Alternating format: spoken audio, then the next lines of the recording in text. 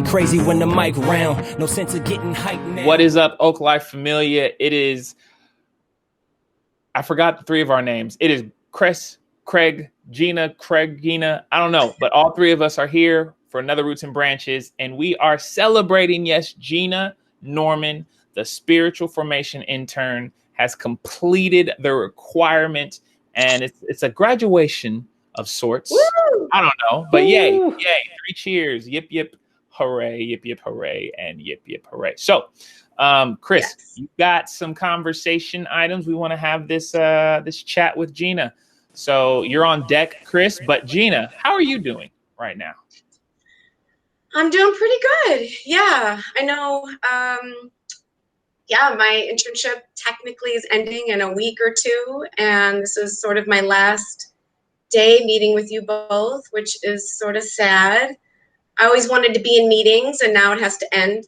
But I'm doing good. I'm doing really good. Yeah, I had a little bit of some rough spots like everybody else this summer, but I'm doing pretty good right now. Dope. You just got back and you were sharing with us a little bit about a vacation trip. You want to give us like a highlight or two of your vacation trip? Oh, I have a highlight. My first highlight is swimming. Well, not swimming because I can't swim, but floating on a floaty in a pool. I had never done that ever in my entire life, and it was amazing. I don't know how I missed out all these years, but it was awesome. If you haven't done it, I highly recommend it. It's extremely relaxing, really good for the body and the mind. I loved it. So that was awesome. And let's see, what else? Oh, making some new meals that I hadn't made. So I tried out some new recipes just for the trip, which was great. Oh, I have a third highlight. My dog was incredible and kept us laughing the whole time. And it's a total champion. It was good. Nels. I know. That's awesome. So good. Well, welcome back, Gina, and congratulations on the year, and thank you for jumping into this internship. One of the things that I'm like inspired by Gina is Gina basically took initiative and crafted this thing on her own, and I'm grateful that our church came around you, and that we get to benefit from this process for you. But it kind of, for those who aren't familiar, it kind of goes alongside with an academic program you're involved in as well at San Francisco Theological Seminary around becoming like a certified spiritual director, which is kind of in the realm of spiritual formation. So for those who don't know, could you maybe tell us like what is spiritual formation, like in layman's terms, and also maybe how you got into like this type of spiritual practice, because it's like contemplative Christianity, more mindfulness, practicing the presence of God, all those sorts of things. How did you get into it? So what's spiritual formation and how do you get into all this stuff? Yeah, I do want to give a little disclaimer. I know spiritual formation has been used through the years. It can be used. It has been used. And I have been approached a few times during my internship of it being used in an abusive-ish way in the Catholic Church. So I do want to say that, I hear that, I see that, and I understand that. I too grew up Catholic, and it can be used in a way that is not super healthy. But there's also this other area of spiritual formation that is incredibly beautiful. That's more of like contemplative and more monk lifestyle. And that is sort of the spiritual formation that I am interested in and that I pay attention to and that I do. And I guess to basically sum it up, it is quite simple. But it can feel complicated. It's just how you're being formed in your spiritual life and how God is forming you, what's being formed in you along the way. And many different things can form us. And so it's learning what those things are, paying attention to what those things are, caring about what those things are, and really tuning into how you're being formed spiritually with God and with others.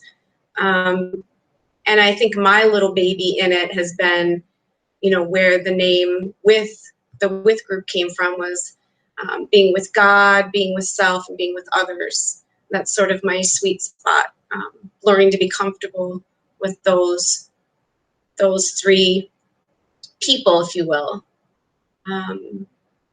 So yeah, I'd say that is the very basic explanation of what spiritual formation is. And that's through that can be through spiritual disciplines and hardships, and there's different ways, of course, that we're formed. So I think the question you could ask yourself is, how are you being formed spiritually? What is forming you at this moment? What has formed you in the past?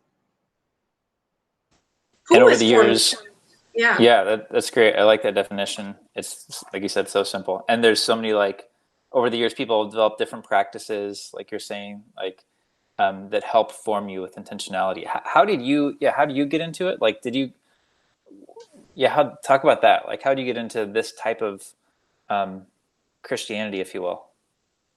Yeah. What year is it? 2020. In around 2007, I had to quit my job due to health issues and a numerous amount of surgeries.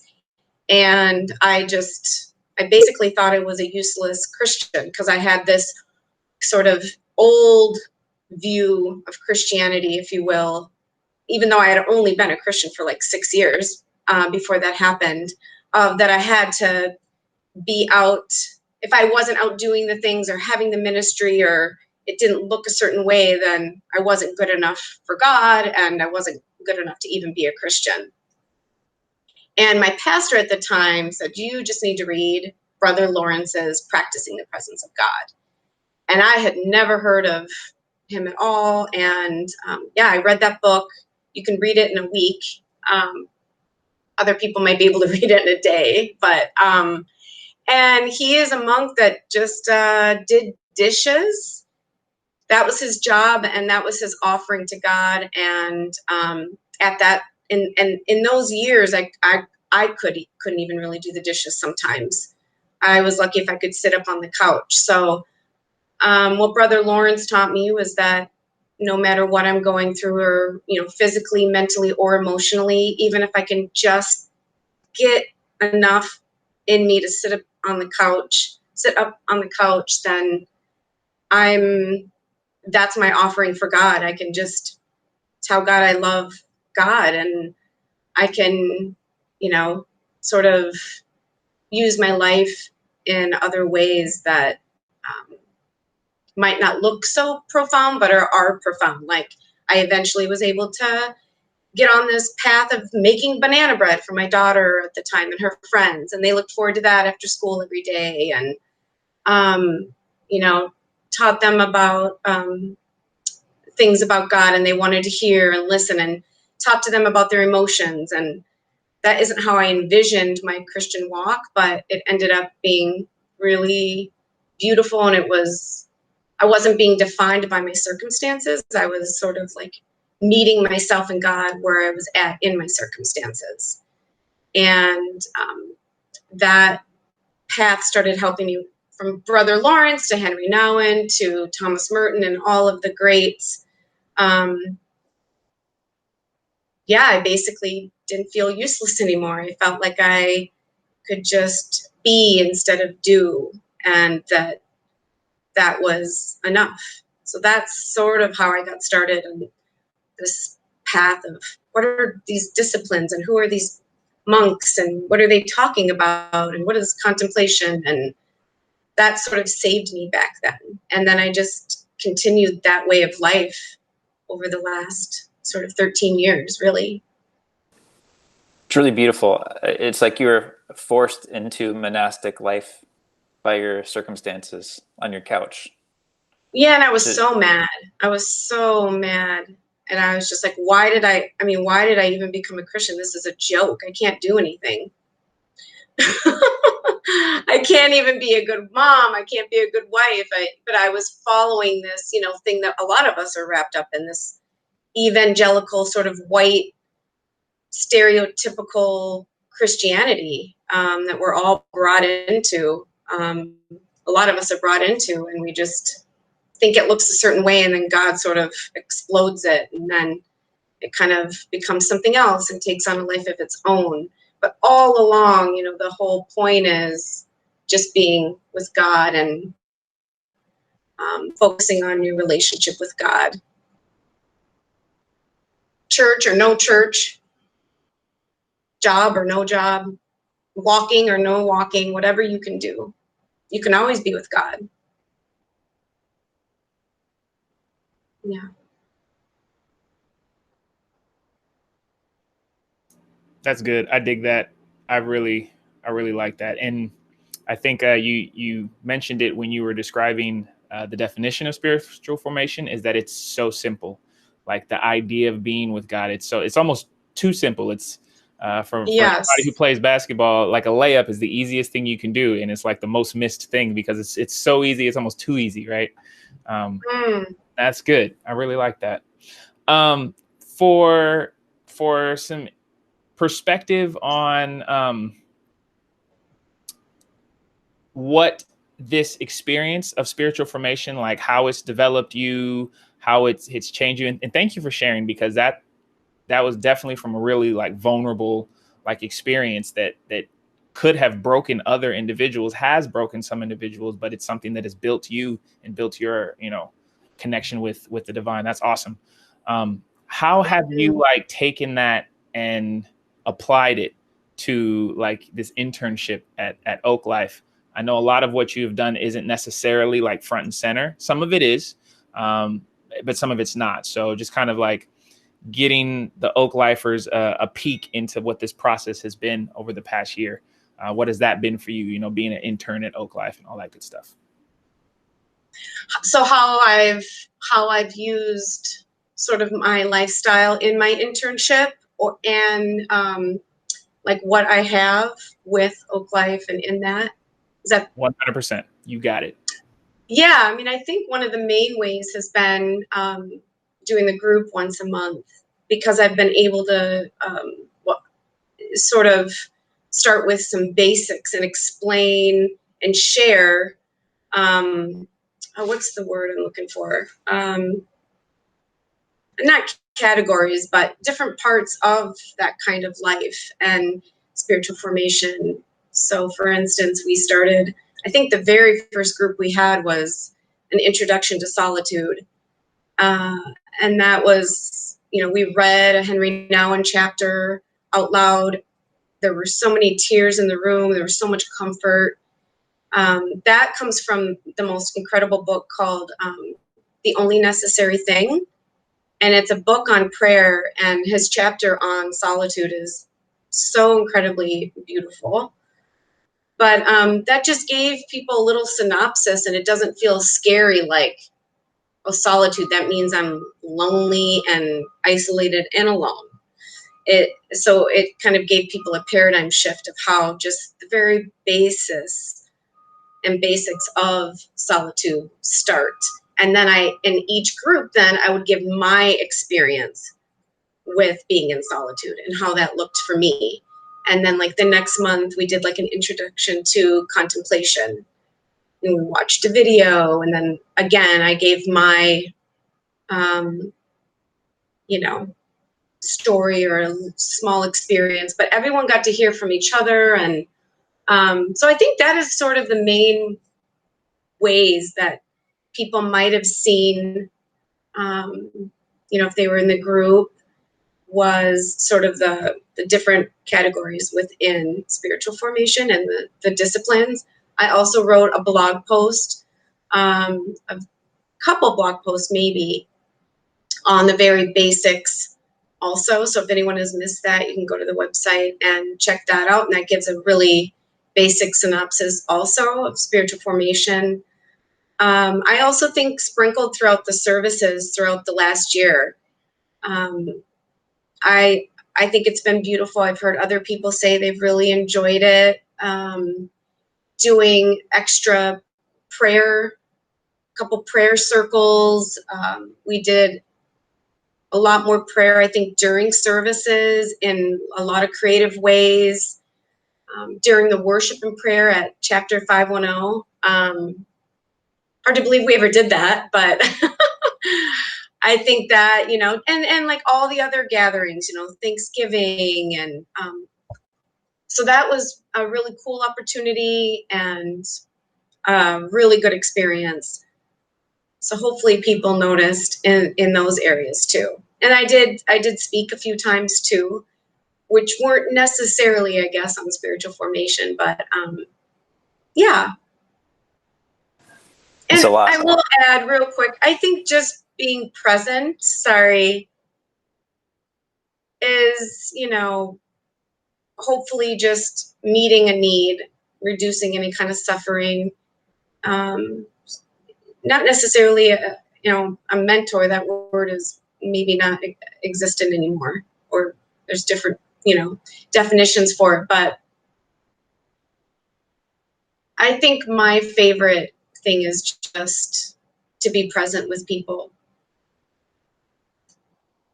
And you're good at it. And I bet if we look back on this last year, it's probably, as you're kind of going through all those things, like being a part of services, adding some contemplative moments, having like the monthly gatherings, the blogs, like all the different things. It's a lot. It's probably more than we like. If you just initially think, you're like, what did I do? Or if we add it all up, there's a lot that happened this last year. Yeah. And that's not even like getting into how things had to be changed while we're in the pandemic and all that. In the midst of all that, what's maybe like a highlight? Like if there's one moment, like that was really cool. That was a great thing. I didn't see that coming. Like, or one just memory you want to hold on to. Not that you can't hold them all, but there's one that's like worth noting from this last year. What would it be? Just one. Do you know who you're asking, by the way? Just kidding.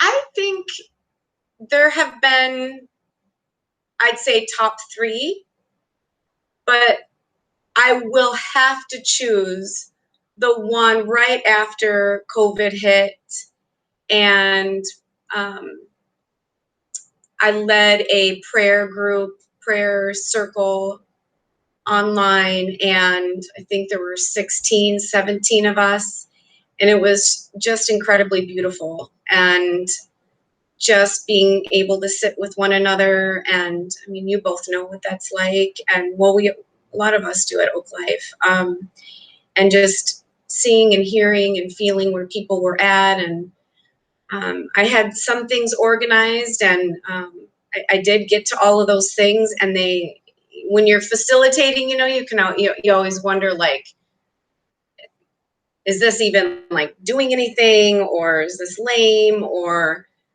should I even have some sort of organization? And just, but turns out that everyone seemed to really love that part of it. And it was almost seemed supernatural that night, because everyone got to share.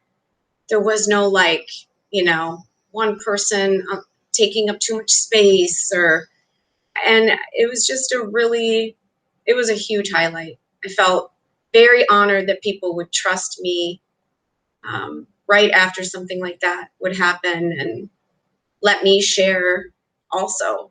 So that was sometime maybe even in March. I don't know. It was pretty quickly after it happened. We couldn't even process, I don't even think, really what it was or what was happening. So it was cool just to be there. That was a big highlight. That's really beautiful. Thanks for holding that space and adapting and adjusting, as we all have throughout all this. Mm-hmm.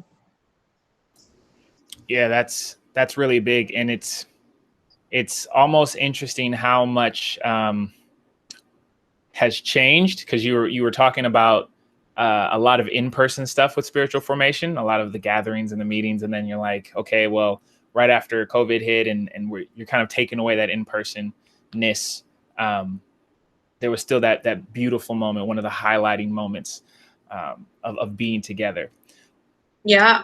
Now that we are entering into this OakLife, this in pandemic way of doing life, what would your hopes for OakLife and your hopes for like continued spiritual formation like? How do you hope that spiritual formation and OakLife can continue the partnership going forward? Yeah, I think one of the things that I don't want to say fail, because I don't necessarily believe in failure or success. I know that sounds really weird and whatever, but just talk to me if you have questions. I like it. Run with it. Let's go.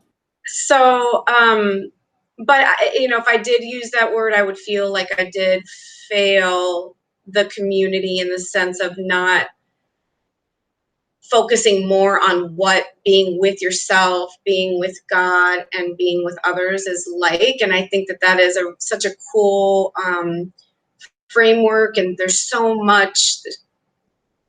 lot of richness in that. So I would really like to offer that, I think, at some point more. Whether it's through creating the framework and pounding it out more, obviously explaining more what it is and how that looks. So that is definitely one thing. I would definitely love to keep doing group.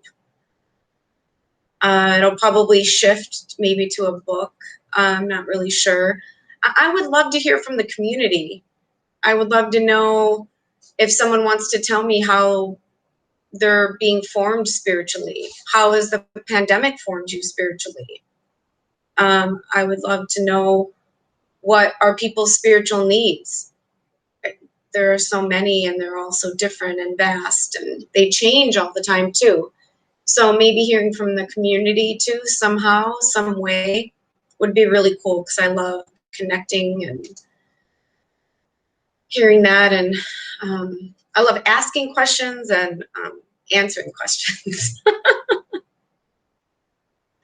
So that's something I really like.